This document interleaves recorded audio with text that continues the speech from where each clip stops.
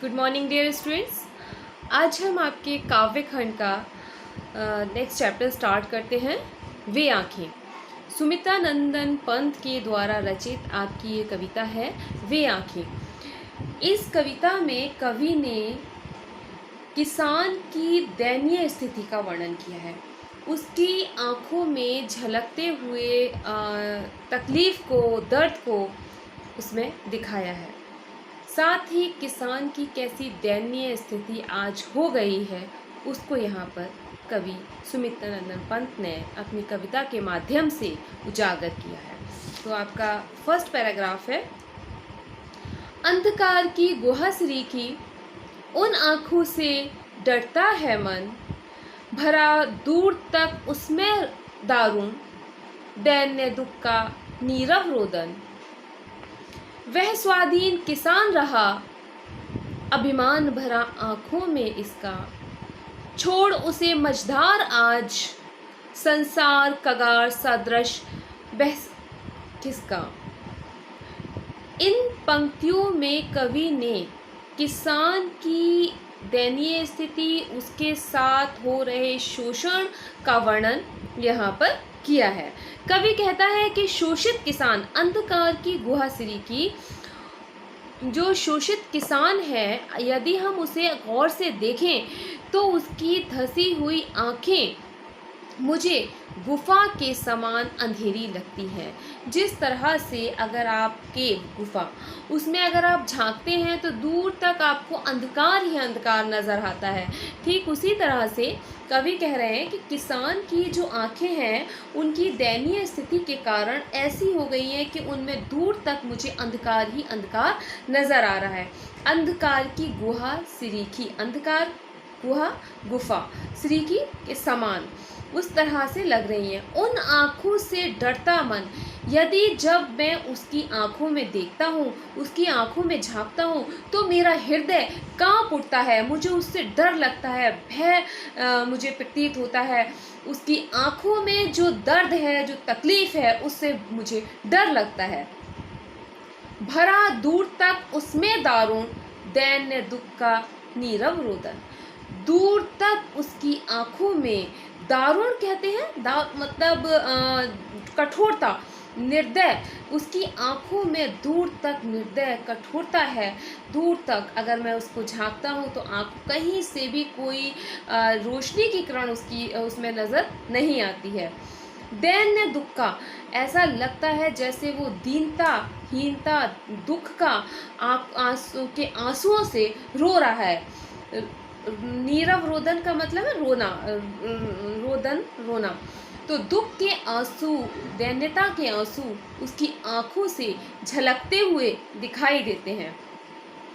वह स्वाधीन किसान रहा अभिमान भरा आंखों में इसका, छोड़ उसे मझधार आज संसार कगार सदृश वह किसका। जिस समय हमारा देश आज़ाद नहीं रहा था, मतलब किसान जिस समय स्वाधीन थे, उनको आज़ादी थी, उस समय उनके खेत खलियान सब बिल्कुल लहराते हुए नज़र आते थे। उनकी आंखों में अभिमान था, गर्व था, खुशी थी। आज उसकी दशा बड़ी ही दयनीय हो गई है और जो ये संसार है उसको बीच मझधार में छोड़कर खिसक गया, साइड हो गया है, अपने आप को किनारे से लगा लिया है। जिस तरह से कह रहे हैं कि चलता हुआ पानी है, पानी बह रहा है और किनारे पे आके रुक जाता है, तो इस तरह से जो लोग हैं उसको साथ छोड़कर किनारे पे आके बैठ लग गए हैं और किसान को दुख में उसके दुखों को नहीं समझते और उसे उस मझधार में अकेला ही उन्होंने छोड़ दिया है। तो इन पंक्तियों में कवि ने किसान की जो दयनीय स्थिति है, दीनहीन आज की स्थिति है, उसका वर्णन किया है कि किस तरह से किसान अपने आप में दुखी है, किस तरह वो दैन्यता के, दीनता के, दुख के आंसू जो हैं उनकी आंखों से निरंतर बहते हैं। लहराते वे खेत द्रगों में, द्रग कहते हैं आँखें, लहराते वे खेत द्रगों में हुआ बेदखल वह अब जिनसे हस्ती थी उसके जीवन की लहरा हरियाली जिसके तन तन में तिर से आँखों ही में घूमा करता वह उसकी आँखों का तारा, कारकुनों की लाठी से जो गया जवानी में ही मारा। इन पंक्तियों में भी कवि ने किसानों की भयंकर शोषण और दयनीयता का वर्णन किया है, उसकी दयनीय दशा का यहाँ वर्णन करते हैं। किसान अपने अतीत को याद कर रहा है और अतीत को याद करके वो रो रहा है, परेशान हो रहा है। वो कह रहा है, लहराते हुए खेत रगों में, आज मेरी आंखों में वो खेत लहराते हैं। वो दृश्य मुझे याद आता है जिस समय मेरे खेत लहराया करते थे। हुआ बेदखल वे अब जिनसे, लेकिन आज वो उनसे बेदखल हो गया है। हंसती थी उसके जीवन की, उसके जीवन में हंसी थी, खुशी थी, हरियाली थी। हरियाली जिसके तन तन के, जिसके तिनके तिनके में खुशी थी, तिनके तिनके में उसमें उसे खुशी मिला करती थी, आज वो सब कुछ समाप्त हो गया है। आँखों में ही घूमा करता वे उसकी आँखों का तारा। आज वो कवि अपने पुत्र को याद करके रोता है कि मेरी आँखों में, मेरी आँखों का तारा अर्थात मेरा पुत्र घूम रहा है, जिसको कारकुनों की लाठी से जो गया जवानी में मारा। जो ज़मींदार लोग हैं जिन्होंने आज दशा ये हो गई है कि किसानों की सब ज़मीन हड़प ली है और उनके साथ अत्याचार कर रहे हैं, उनको उनका हक नहीं दे रहे, उन्हीं ज़मींदारों ने, कारकुनों ने उसको जब उसने कर्ज उसका अदा नहीं कर पाया किसान, तो उसके बेटे को लाठी से मार मार कर उसको ख़त्म कर दिया। जवान बेटे की उसके ज़मींदारों ने, कारकुनों ने उसको मार मार के हत्या कर दी। तो आज वो उसको भी याद करके यहाँ पर कवि यहाँ पर वो रो रहा है किसान। तो कवि ने जो उसकी यथार्थता है, जो सच्चाई है किसान की, जो किसानों के साथ हो रहा है, उसका यहाँ पर वर्णन किया है कि किसान कितनी मेहनत करता है और उसके बाद भी जो उसका एक हक है वो उसे नहीं मिलता। उसी पर यहाँ पर किसान के प्रति उनकी जो हमदर्दी है वो दिखाई गई है और साथ ही किसान के दुख को, उसकी दयनीयता को दिखाया है। बिका दिया घर द्वार महाजन ने, ना ब्याज की कौड़ी छोड़ी। रह रह आँखों में चुपती वह, कुर्क हुई बद्रों की जोड़ी। उजरी उसके सिवा किसे कब, पास दुहाने आने देती।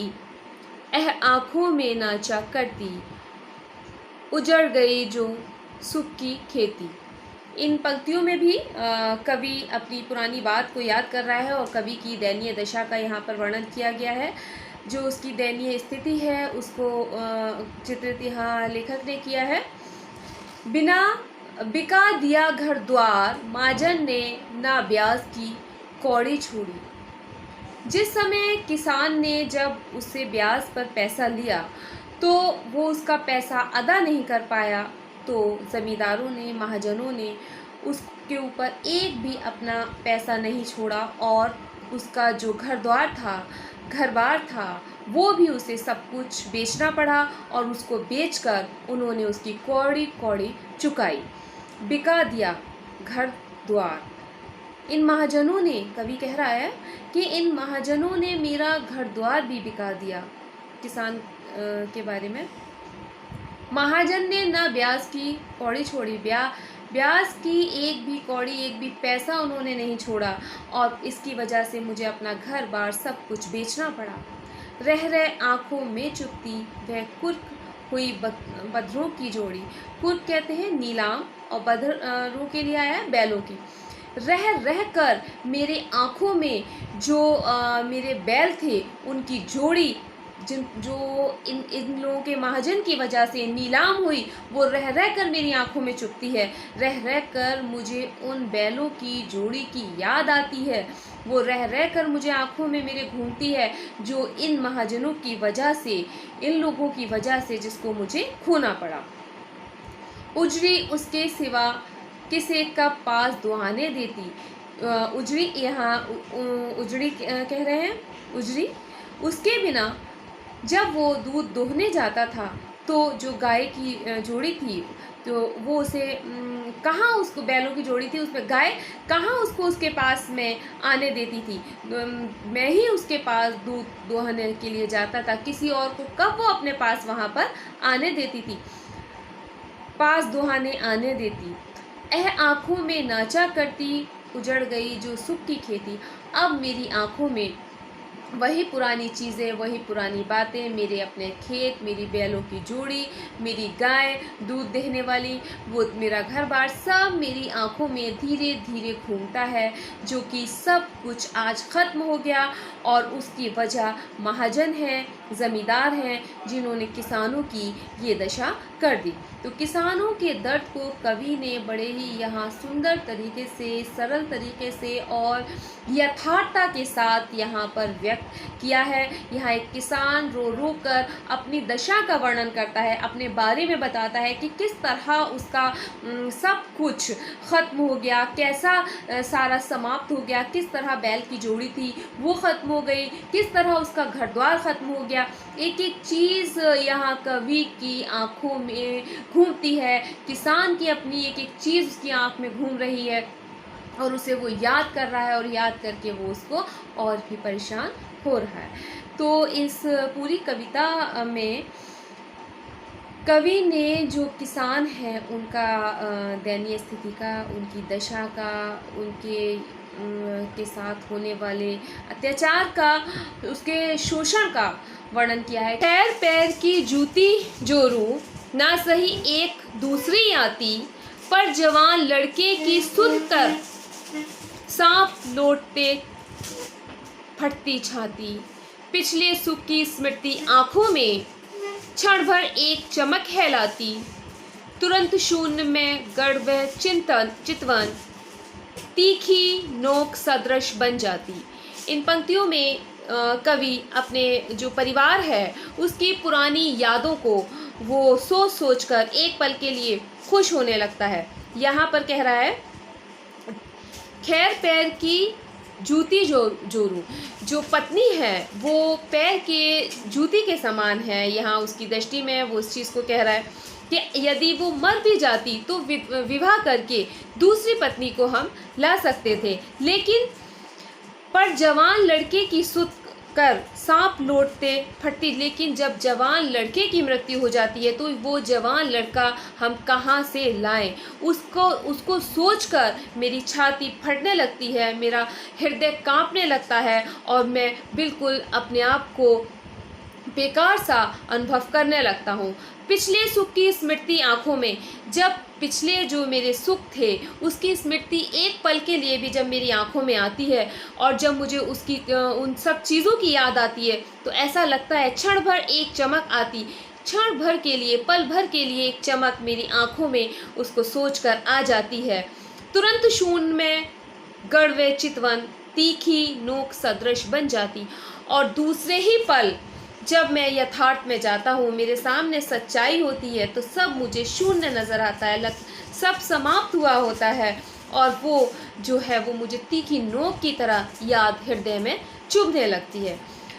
तो यहाँ पर कवि ने किसानों की जो दयनीय दशा है, उसका जो शोषण किया गया है, उसके साथ हुए अत्याचार का जो किए गए हैं, उसका बड़ा ही यथार्थ चित्रण किया है कि किस तरह से एक किसान है, उसका पूरा परिवार तहस नहस हो जाता है, उसका बेटा, जवान बेटे को मार दिया जाता है, उसके बाद उसकी पत्नी मर जाती है, छोटी 2 दिन की बच्ची मर जाती है और फिर उसकी जो पुत्र की बहू है उसके साथ जो व्यवहार कोतवाली में होते हैं उसके कारण वो भी कुएं में डूबकर मर जाती है। इस तरह से जो पूरा उसका परिवार है वो कैसे बिखर जाता है उसका बड़ा ही यहाँ पर दुख भरा वर्णन कवि ने किया है और किसान के प्रति उनकी संवेदना यहाँ दिखाई है कि किस तरह से किसान इन सभी अत्याचारों को सहन करता है।